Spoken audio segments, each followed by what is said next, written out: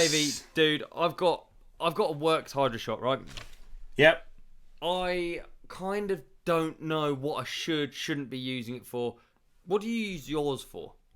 Mate, how about we cut to a clip and I'll show you all the stuff that I clean around my house with the WORX Hydroshot. Please. Okay folks, quick rundown of some of the things I use the WORX Hydroshot for. Obviously, the supercar. You've got to be gentle, you've got to keep the cars nice and clean, especially around the wheels. You don't want to be blowing things out like bearings. The WORX Hydroshot is the dream. Partner's car. You can also keep the front door clean. You like to keep the windows nice and clean so you can see out. Of course, we've got to keep the bins clean, folks. Stonework, keep that house fresh.